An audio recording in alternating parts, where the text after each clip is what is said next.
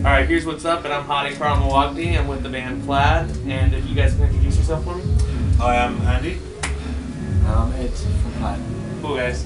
If you guys could tell me just kind of like a brief history of like how you guys got together and how the band, or I guess your group is working now. We met at school when we were about 12 probably, and we kind of both got into electro, early hip hop, and sort of bonded over that. I suppose we had a little crew, and yeah, we started writing music together in the late 80s. When we were in our late teens, a few years later. Cool. So if you guys could tell me, I guess since you guys got into it when you guys were, I guess, in your teens, maybe what some of your musical influences at the time were. It was sort of the same as everyone else from our generation, really. It was people like Warren Atkins, Derek May, Cole Quaid, all from Detroit, really. And prior to that, it was the sort of Kraftwerks and their influence on the American early hip hop scene, people like Africa Bambaataa, that's funny. Some of the stuff that was coming from New York, really, the sort of early electro, pre-sample based hip hop, where it was much, it was synthesized drum machines. Those were the sort of big influences, and I think we had a big exposure to sort of electro pop from Europe. So, were you guys creating your own music back then as well? Like, were you guys producing your own music as well at that time, or were you just going out to clubs and listening to electro pop and having fun? Yeah, we had the sort of little crews where we were, doing all the hip hop related stuff, beatboxing and MCing and things like that. And Andy was DJing early, some sort of on some early rave radio in London. That's kind of what we. That was a little bit later, I guess. You started radio in '85. Yeah, I mean the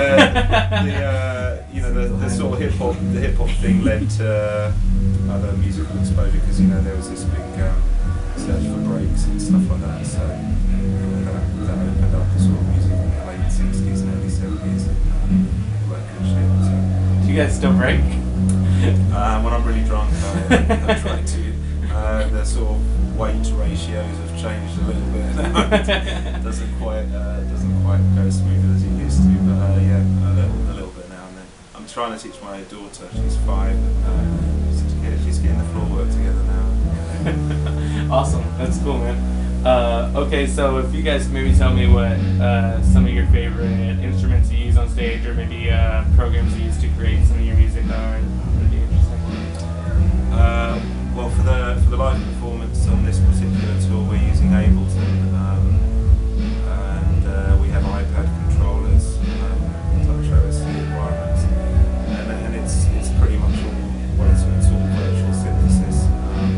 There's some audio stems, but not too many, and yeah, we use a variety of plugs. Drum Spillage is a really good drum machine. We've been using a lot. Alto, so a lot of good stuff out there. Awesome. Do you have a favorite as well, or do you just use the same thing? As well? We tend to sort of share the same things, really. And there's a few bits of hardware we'd like to get,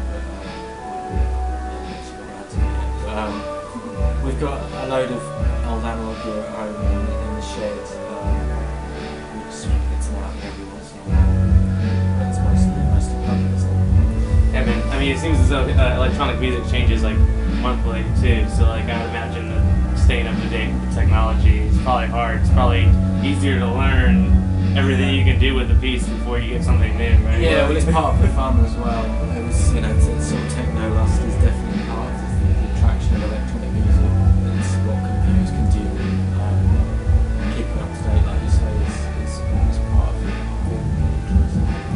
Well, cool, guys. And then I guess one other thing I'll ask is since you guys tour worldwide, can you guys tell me maybe where your favorite places to play are, maybe like awesome experience you guys had while you were doing the show? And if they're different, that's fine.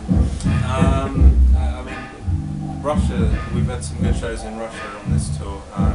Really good audiences, very sort of it's generally been good responses everywhere we've been.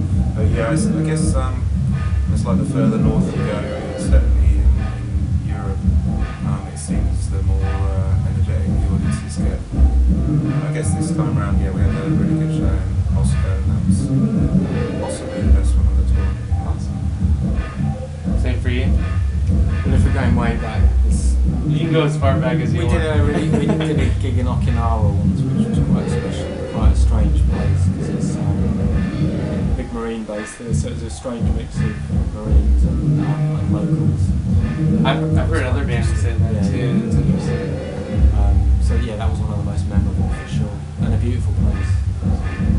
Cool. All right, guys. Well, I mean, that's pretty much it. Thanks for your time. Cheers for talking to us. Yeah. Here's what's up. Thanks, guys.